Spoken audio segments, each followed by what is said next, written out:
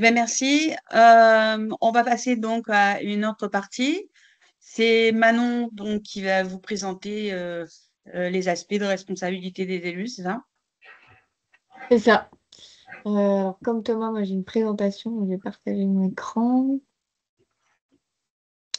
Tac, tac, est-ce que vous voyez tous? Oui. Très bien. C'est bon? Ok. Tac. Alors peut-être à titre préliminaire, donc comme l'a dit Isabelle, je suis Manon Corr, donc chargée juridique et ressources humaines à la fédération depuis un peu plus d'un an maintenant. Et donc j'ai une formation en droit du sport, donc je vais essayer, ça fait pas très longtemps que je suis dans le monde professionnel, je vais essayer au maximum de pas partir dans des explications trop théoriques ou trop académiques. Je vais essayer de rester au maximum plus proche de la réalité, même si je pense que c'est quand même important de mentionner les fondements juridiques pour comprendre après les conséquences vraiment purement pratiques. Comme Thomas, vous pouvez me poser des questions au fur et à mesure de ma présentation. Je ne suis pas certaine de pouvoir y répondre directement. Si je ne peux pas y répondre dans l'immédiat, pareil, je vous demanderai de me transmettre votre adresse mail et je ferai des recherches complémentaires et je les adresserai ensuite dans les jours à venir. Donc, je vais aborder deux points ce soir. Donc, la responsabilité du dirigeant donc, de manière générale. Et puis ensuite, un focus sur votre responsabilité liée à la lutte contre les violences sexistes et sexuelles. Donc, ça fera une transition ensuite avec Marie-Christine qui abordera toutes les questions sur ce thème-là. Donc, premier point, donc, la responsabilité du dirigeant. Donc, quand on parle de responsabilité, il faut faire une première distinction déjà. Donc, il y a une responsabilité du dirigeant en tant que tel, donc responsabilité personnelle du dirigeant, donc personne physique, et la responsabilité ensuite de l'association, donc personne morale dont vous êtes le dirigeant. Donc, parfois, la limite entre les deux, elle est un peu subtile, pas forcément très explicite. Donc, je trouvais ça intéressant de faire la distinction et d'expliquer les deux. Donc, dans quel cas, c'est votre responsabilité personnelle, dans quel cas, c'est la responsabilité de l'association. Donc, premier point, donc, la responsabilité personnelle du dirigeant, donc, votre responsabilité. Donc, euh, vous en avez trois. Donc, la responsabilité disciplinaire, responsabilité civile et responsabilité pénale. Donc, lorsqu'elle est engagée, elle peut entraîner des sanctions, donc disciplinaire, civile et pénale. Alors, il y a aussi une responsabilité administrative, entre guillemets, qui peut entraîner des sanctions administratives, mais ça, j'y reviendrai plutôt sur la partie honorabilité, donc lutte contre les violences sexistes et sexuelles. Euh, D'abord, responsabilité disciplinaire, donc c'est la responsabilité, on va dire, qui est liée, la responsabilité fédérale, qui est liée à la fédération. Donc, elle s'appuie juridiquement sur votre licence, donc parce que vous êtes licencié dirigeant, votre responsabilité disciplinaire peut être engagée. Donc, concrètement, vous êtes dirigeant d'une association, vous avez une licence qui vous lie à votre club et à la fédération de manière un peu moins directe, mais par l'affiliation du club, vous êtes lié aussi disciplinairement, pardon, à la fédération. Et donc, cette licence, eh bien, elle vous oblige à respecter les règlements et les statuts de votre club, mais également les statuts et règlements fédéraux. Et donc, en cas de non-respect, c'est là que votre responsabilité disciplinaire peut être engagée et qu'une procédure disciplinaire peut être menée contre vous et ensuite faire l'objet potentiellement de sanctions disciplinaires. Et ce qui va différencier en fait votre responsabilité de celle des licenciés plus classiques, c'est que donc, vous avez un statut supplémentaire, donc une responsabilité plus importante du fait de vos fonctions pour lesquelles vous avez été élu et qui vous permettent voilà, finalement d'être décisionnaire dans la vie associative. Et donc vous allez avoir en cas de procédure disciplinaire des sanctions qui vont être spécifiques à votre statut, type par exemple l'interdiction d'exercer vos fonctions de dirigeant. Donc, ça, c'est la sanction type. Donc, ça, c'est pour la responsabilité disciplinaire. Ensuite, vous avez donc, une responsabilité civile. Donc, ça, bon, tout à chacun a une responsabilité civile, hein. Par principe, toute personne est responsable. Après, il y a certaines catégories de personnes qui ont des éléments exonérateurs de responsabilité, mais par principe, tout le monde a une responsabilité civile et pénale, d'ailleurs. Donc, responsabilité civile, on fait la distinction juridique, responsabilité civile délictuelle, donc extra-contractuelle, et la responsabilité contractuelle. Donc la responsabilité délictuelle, c'est celle qui est par principe celle qui va couvrir le plus de cas possible en cas de dommages causés. Euh, donc pour que votre responsabilité soit engagée, enfin plutôt lorsque votre responsabilité peut être engagée, c'est si jamais vous commettez une faute. Donc là, pareil, juridiquement, une faute, qu'est-ce que c'est? C'est trois éléments. Donc je vous l'ai mis sur le diapo là. C'est un fait générateur, donc un élément déclencheur en fait, quelque chose qui se passe, un préjudice qui est causé et un lien de causalité entre les deux. Si les trois éléments sont là, c'est qu'il y a une faute qui a été commise. Et donc là, l'ambiguïté ici, la question qui va se poser, c'est en cas de faute, comment savoir si c'est la responsabilité de l'association ou votre responsabilité personnelle qui va être engagée. Euh, donc, si jamais vous agissez en tant... Parce que je commence, ce sera peut-être plus clair. Euh, en fait, il y a une protection qui vous est un peu apportée, puisque en tant que dirigeant, lorsque vous prenez des décisions dans le cadre de la vie associative, vous agissez en tant que mandataire de votre club. Donc, par principe, en fait, c'est la responsabilité de l'association qui est engagée en cas de faute. Donc, l'idée, c'est que vous avez une obligation, en fait, de gestion prudente et diligente de votre association. Donc, si c'est le cas et qu'il y a une faute qui a été commise, c'est la responsabilité de l'association. Dans quel cas ça sera la vôtre personnelle? C'est si jamais vous commettez une faute qui est détachable de l'exercice de vos fonctions de dirigeant. Donc, qu'est-ce que ça veut dire vraiment juridiquement? Eh bien, la jurisprudence, elle nous dit que c'est lorsque vous commettez de manière intentionnelle une faute en fait d'une particulière gravité qui est incompatible avec l'exercice normal des fonctions associatives. Donc, en fait, si vous outrepassez vos fonctions, voilà, vous agissez en tant que personne et non plus dans votre rôle de dirigeant, là, ça sera votre responsabilité personnelle. Et puis, je vous ai mis aussi un exemple de responsabilité contractuelle. Donc là, ça va être les statuts, en fait, ou les règlements qui vont former cette sorte de contrat, qui peuvent prévoir certaines obligations. Donc, par exemple, établir des comptes annuels, établir un rapport moral, un rapport financier qui doit être soumis donc, à l'AG. Donc, en cas de non-respect de ces obligations-là, votre responsabilité contractuelle, elle peut également être engagée. Euh, Ça, c'est pour la responsabilité civile. Ensuite, responsabilité pénale. Donc là, c'est pareil, c'est plus pour venir sanctionner ici une violation, comme l'a dit Thomas, la différence entre responsabilité civile et pénale. Donc la responsabilité pénale du dirigeant, elle peut être engagée en cas d'infraction relative au fonctionnement de l'association. Et elle peut être engagée aussi bien si l'association elle-même est pénalement responsable. Le cumul est possible. Donc ça va être, par exemple, si jamais vous omettez de déclarer au service de préfecture les changements statutaires ou les changements d'équipe dirigeante de l'association ou les changements du siège social. Donc vous avez des obligations de déclaration. Si jamais vous omettez de les déclarer dans les délais, par principe, vous pouvez engager votre responsabilité pénale. En pratique, même si le délai est dépassé, bon, il y a quand même très peu de chances que vous soyez pénalement responsable, ou en tout cas que vous soyez sanctionné. Autre exemple, où là on monte un petit peu en gravité, le maintien ou la reconstitution illégale d'une association qui aurait été dissoute par les tribunaux. Ça peut être un manquement aux règles de sécurité, un défaut d'assurance. Vous avez une obligation légale de vous assurer en tant que club. Ça peut être aussi des atteintes aux appellations sportives protégées. Donc, si vous organisez une manifestation sportive et que vous appelez ça championnat de France, par exemple, c'est pas possible, vous pouvez être sanctionné. Le monopole appartient à la fédération. Ou encore un délit de corruption sportive. Donc, voilà, vous êtes dirigeant, vous allez voir l'arbitre de la rencontre pour essayer de le faire arbitrer en votre faveur. Bon, c'est pareil, c'est de la corruption. C'est pénalement répréhensible, donc vous pouvez être pénalement responsable. Euh, voilà pour ce qui est de la responsabilité personnelle du dirigeant. Donc, je récapitule. Trois possibilités, responsabilité disciplinaire, civile et pénale. Donc, si vous ne respectez pas les statuts et règlements fédéraux, par exemple, une procédure disciplinaire peut être engagée contre vous et vous êtes donc pénalement, n'importe quoi, disciplinairement responsable. Si vous commettez un dommage, vous avez respecté votre obligation de gestion prudente et diligente de l'association, c'est la responsabilité de l'association, sauf si vous commettez une faute qui est détachable de l'exercice de vos fonctions. Dans ce cas-là, c'est votre responsabilité personnelle. Et puis pareil, si vous commettez une infraction pénale, votre responsabilité pénale peut être engagée. Deuxième point, ensuite, donc la responsabilité de l'association en tant qu'organisateur d'événements sportifs.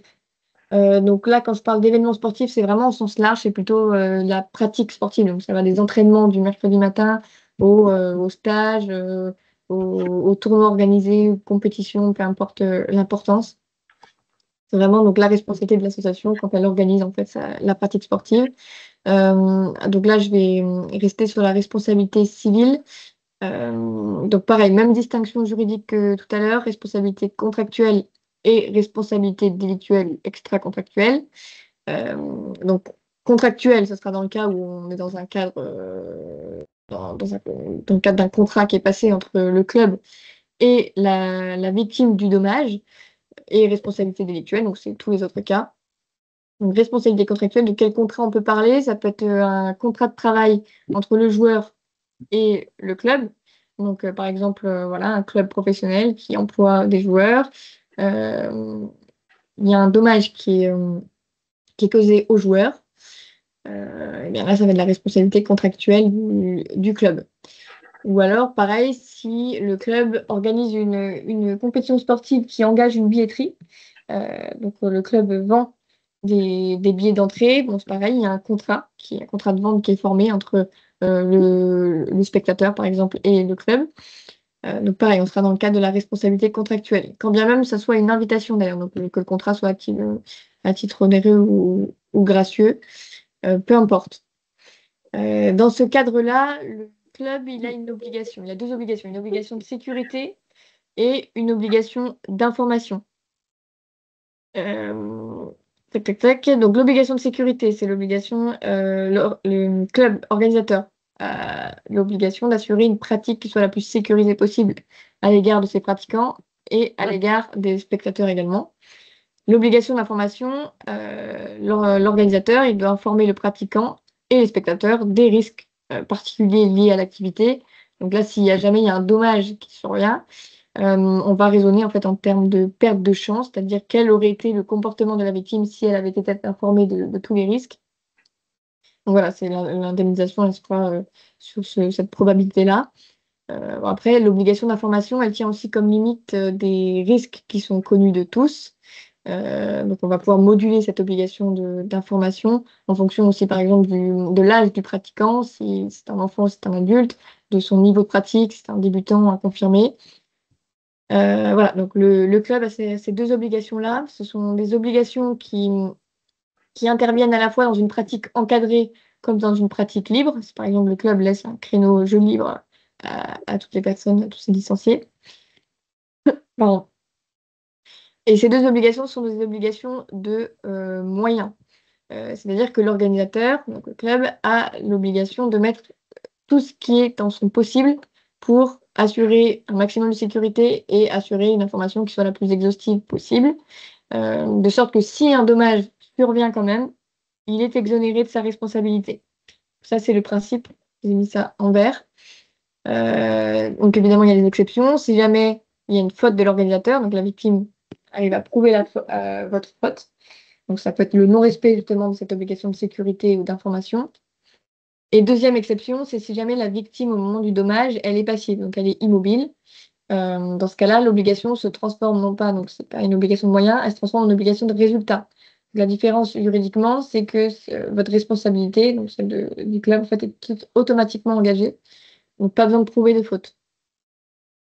Donc je vous ai mis quelques exemples de responsabilité contractuelle. Ça peut être un défaut dans les installations, ça peut être une carence dans l'encadrement. Je vous ai mis à chaque fois des exemples de jurisprudence. Ça peut être un défaut de compétences professionnelles, un défaut de vérification quant aux aptitudes du pratiquant, ou un défaut de surveillance, d'anticipation ou de secours. Voilà, c'est plus pour les activités à risque. Pour le tennis de table, ça reste encore un- une pratique sportive qui est assez peu accidentogène. Alors, il y a des exonérations évidemment possibles. En cas de force majeure, je vous donne un exemple. Si le club organise peu importe un stage, une manifestation sportive, une compétition, un entraînement, peu importe, euh, que dans le bâtiment d'à côté prend feu, donc on a un incendie qui se propage, la fumée se propage, on a des dommages respiratoires au niveau des pratiquants ou même des spectateurs. Euh, le, La victime, elle est passive au moment du dommage, donc obligation de résultat, donc c'est la responsabilité du club qui est automatiquement engagée. Évidemment, vous n'y pouvez rien, c'est un cas de force majeure, incendie, donc vous êtes exonéré de votre responsabilité. Et deuxième cas d'exonération, c'est aussi la faute de la victime elle-même. Donc ça, c'est pour la responsabilité contractuelle, donc lorsqu'on a dans le cadre d'un contrat. Responsabilité délictuelle, donc c'est dans tous les autres cas. Lorsqu'un dommage survient, euh, alors il y a le cas classique où c'est le club lui-même qui cause un dommage, donc de son fait personnel, il cause un dommage aux pratiquants ou aux spectateurs. Euh, Dans ce cas-là, ce sera sa responsabilité, c'est lui qui sera amené à réparer, ou lui-même les assurances. Mais il peut être aussi responsable du fait de ses préposés et du fait de ses membres. Donc, qu'est-ce que c'est que la responsabilité du commettant du fait de ses préposés? Donc, c'est le terme vraiment purement juridique. Donc, un club peut être tenu responsable des dommages qui sont causés par toute personne qu'il a sous son autorité. Donc, ça peut être par exemple le joueur qu'il a en contrat de travail. Ça peut être également un arbitre. La jurisprudence, elle a déjà estimé qu'un arbitre était considéré comme sous l'autorité du club. Donc, la responsabilité, elle sera engagée si on a donc un lien de préposition, donc un lien d'autorité, une faute du préposé, donc, par exemple du joueur salarié, et un rattachement aux fonctions. Donc, imaginons qu'on est dans le cadre d'un club de Pro A qui engage des joueurs. Pendant une rencontre, l'un des joueurs salariés commet un, un dommage accidentel sur son adversaire. C'est le club qui est responsable. Évidemment, exonération également si jamais il y a un abus de la part du préposé. Et puis responsabilité de l'association du fait de ses membres. Donc le principe là, pareil, c'est les associations sportives qui ont pour mission de diriger, d'organiser, de contrôler l'activité de leurs membres sont responsables des dommages qu'ils causent à cette occasion, dès lors qu'il y a une faute qui est caractérisée par une violation des règles du jeu. Donc qui est imputable à un ou plusieurs de leurs membres, même s'ils sont non identifiés. Donc, pareil, trois éléments. Donc, il faut une association sportive, un club, une faute d'un des membres et un lien avec l'activité sportive. Là, c'est dans le cas de l'entraînement du mercredi après-midi, par exemple. On a un jeune licencié qui cause un dommage à un de ses camarades par accident. Ce sera donc l'association qui sera responsable. Sa responsabilité sera engagée. Donc voilà pour ce qui est de la responsabilité du dirigeant de manière générale. Je ne sais pas s'il y a des questions peut-être à ce stade. Donc, je passe le petit focus sur vos obligations liées à l'honorabilité. Pas de questions.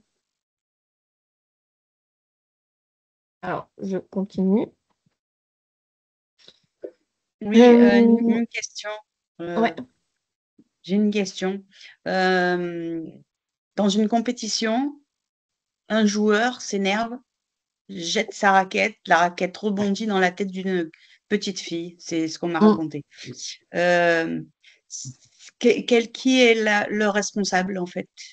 Alors Enfin, là, on va être qui va dans le prendre cas où le club sera exonéré de sa responsabilité parce que justement, la personne, même si c'est un membre, même si c'est un préposé, elle commet un abus de fonction, entre guillemets, ça relève plus de l'accident. Là, c'est son propre comportement qui vient commettre une violence, même si c'est violence involontaire, c'est presque de l'ordre du pénal, en fait, c'est une petite infraction. Et donc, dans ce cas-là, exonération de la responsabilité du club, c'est la responsabilité personnelle de la personne fautive. Ok, merci. Voilà. Alors, donc, petit focus sur votre responsabilité sur la question de la lutte contre les violences sexistes et sexuelles.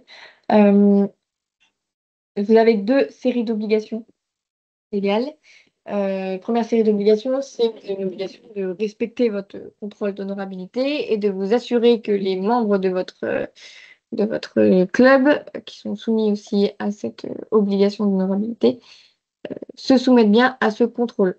Et deuxième série d'obligations, vous avez une obligation de signalement dès lors que vous avez connaissance d'un comportement à risque euh, qui pourrait affecter l'intégrité ou la sécurité des pratiquants, des licenciés.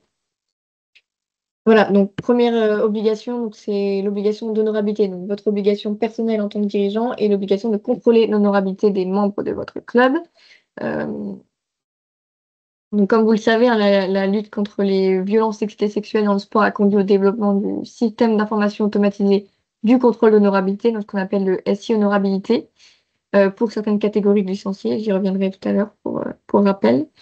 Donc, c'est des obligations donc, légales. Le Code du sport donc, il dispose que nul ne peut exercer les fonctions d'encadrant, de dirigeant ou d'arbitre, que ce soit à titre rémunéré ou bénévole, ni intervenir auprès de mineurs au sein des établissements d'activité physique et sportive, s'il a fait l'objet d'une condamnation pour certains crimes, pour certains délits. Donc, c'est les crimes, délits, infractions, caractère sexiste et sexuel ou les crimes, délits violents. Euh, voilà. Et puis, donc, pareil, comme je vous le disais, vous avez l'obligation de vous assurer que les membres de votre club se soumettent également à ce contrôle. Donc, pour rappel, qui est concerné par ce contrôle d'honorabilité? Donc, 4 séries de personnes. Donc, tout d'abord, donc, vous, les dirigeants, donc c'est président, secrétaire, trésorier du club, dirigeant de club dans les faits. Donc, pas nécessairement besoin que vous soyez dirigeant de manière officielle, c'est-à-dire élu lors d'une assemblée générale. Une personne qui n'est pas dirigeante, mais qui euh, comment dire, agit dans les faits comme tel est soumis au contrôle d'honorabilité. Ensuite, c'est les encadrants. Donc, les encadrants, qu'ils soient professionnels ou non, donc ils ont un diplôme, carte professionnelle, une qualification quelconque, peu importe, professionnels, non professionnels, rémunérés, non rémunérés, ils sont soumis au contrôle d'honorabilité. Donc, je rappelle, c'est entraîneur, coach, manager, préparateur physique, peu importe le terme, à partir du moment où il encadre. Euh, Alors, j'ai une petite limite ici. C'est qu'un licencié qui intervient de manière vraiment très ponctuelle ou aléatoire et qui réalise uniquement enfin, des prestations d'encadrement auprès des majeurs. Et donc voilà, donc lui, il n'a pas besoin de se soumettre au contrôle d'honorabilité. C'est la seule limite.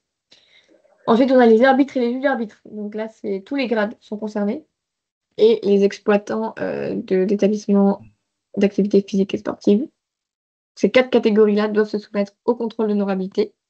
Donc, pareil, petit rappel de comment concrètement s'effectue ce contrôle.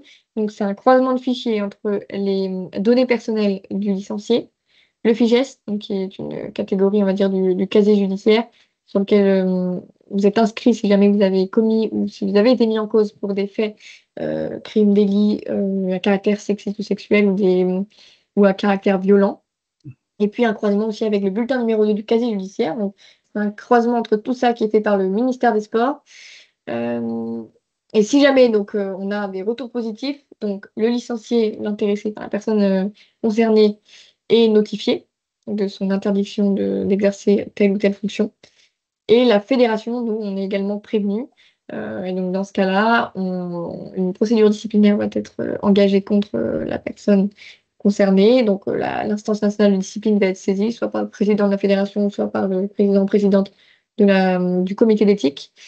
Donc, une instruction sera menée, la personne sera convoquée, elle sera entendue, et l'instance nationale de discipline, eh bien, soit elle constatera que la personne a cessé ses fonctions, dans ce cas-là, on s'arrêtera là, ou alors l'instance nationale de discipline eh bien, notifiera une sanction disciplinaire qui est cesser immédiatement les fonctions pour lesquelles elles sont interdites. Voilà, donc je vous rappelle également qu'on attache une très grande importance à la saisie des données personnelles. Il y a extrêmement beaucoup d'erreurs euh, euh, lors de la saisie des licences sur Speed. Et dès lors qu'il y a une erreur dans le nom de famille, une erreur dans la date de naissance, dans le nom de la commune de naissance, peu importe, la personne ne pourra pas remonter, le contrôle ne sera pas effectif. Donc c'est très très important de faire attention à ce qu'il n'y ait pas d'erreur lors de la saisie sur Speed. Donc voilà, je vous ai mis la petite capture d'écran ici de ce que l'on doit voir lorsqu'une personne exerce l'une des 4 fonctions que je vous ai évoquées précédemment. Si la personne est encadrant, il faut que ce soit coché ici sur la case encadrant sous Speed. Et si la personne refuse de se soumettre au contrôle d'honorabilité, eh bien, elle doit du coup cesser l'une de ses fonctions. Deuxième obligation sur ce sujet-là, c'est votre obligation légale de signalement qui vient s'ajouter en fait à votre obligation morale qui pèse en fait sur tout à chacun. Tout le monde en doit signaler lorsqu'on est témoin d'un comportement qui est problématique. Mais depuis l'année dernière, donc depuis la loi du 8 mars 2024, vous avez une obligation légale aussi en tant que dirigeant de signaler au service de l'État tous les comportements à risque des éducateurs de votre club, de toute personne en contact avec les enfants. Donc la loi, pour l'instant, elle est un peu restrictive puisqu'elle évoque que les éducateurs. Mais bon, globalement, on va du bon sens que si vous avez connaissance d'un comportement problématique de la part d'un arbitre, par exemple, il faut que vous signaliez également au service de l'État. Donc, signaler à qui? Je vous ai mis ici le nom de la plateforme, c'est la cellule Signal Sport, donc une cellule de l'État. Vous retrouverez son adresse email sur le site de la fédération en première page. Je pense que Marie-Christine va y revenir de manière un peu plus précise.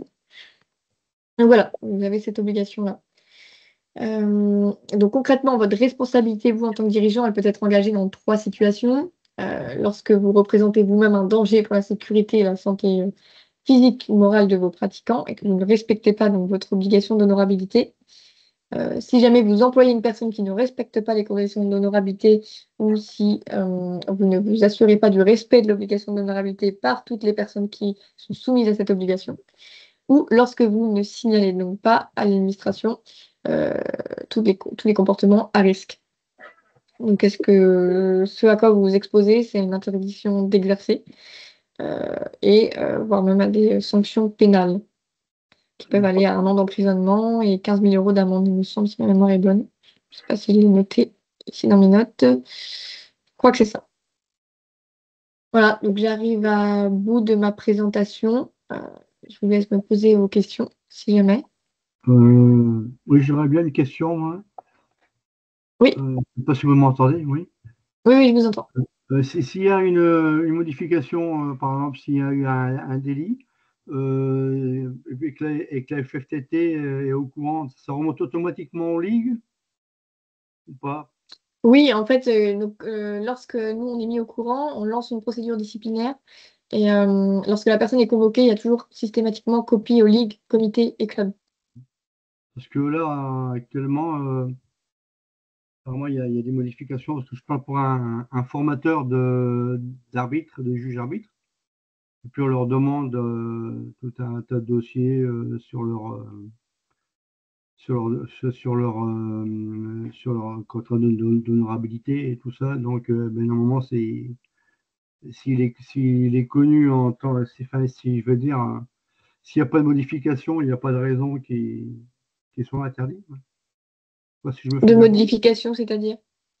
Bah, si, bon, ça fait un petit bout de temps déjà qui est formateur et à chaque demande d'ouverture de formation, on Mhm. lui demande un extrait de casier judiciaire ou un truc comme ça. Qui c'est qui lui demande? Au niveau, c'est la ligue ou le comité ou la FFTT, je sais pas, hein. À chaque fois qu'il veut faire une demande D'accord. c'est la commission. C'est peut-être parce qu'il encadre des mineurs. Parce qu'en les formations d'arbitre, tu peux avoir des mineurs. Donc, Bah dans ce oui, cadre-là, oui, mais quand on est JA, on est obligé d'être malade. parce que moi, je sais que Et quand du moment j'encadre qu'il a des stages, chaque année, on me demande effectivement mon casier d'extrait, le 2, là, du coup. Mais lui, Mais quand tu formes des arbitres et que tu as des mineurs, je dirais que c'est le même cas, hein. C'est pas choquant que chaque année, on te redemande un extrait. mais enfin, là, c'est systématique. Enfin, il forme des JA pour être JA, pour être bien. Donc, c'est systématique pour faire une situation, il faut qu'il fournisse un extrait de casier judiciaire. C'est quelle ligue? Bah, c'est la Nouvelle-Aquitaine. Ah bon? Ah, parce que écoute, moi je forme des arbitres et des juges arbitres en Nouvelle-Aquitaine et ils m'ont rien demandé, hein. Bah, là, j'ai reçu un mail tout à l'heure, là, il y a pas longtemps. En tout cas, il ne me C'est un semble peu pas que ce soit terrible. une obligation à ce niveau-là. Je pense Ouais, que dans c'est la une mesure où il initiative coche des ligues. la case, dans la mesure où il coche la case arbitre, ça veut dire que le fichier est confronté, donc je vois Oui, pas le la contrôle est nécessité fait de. annuellement. Oui. Donc, on en discute. on va discuter au comité. Là, mais bon, le formateur, ça peut l'embête un peu. Enfin, on peut continuer, mais ça l'agace un peu.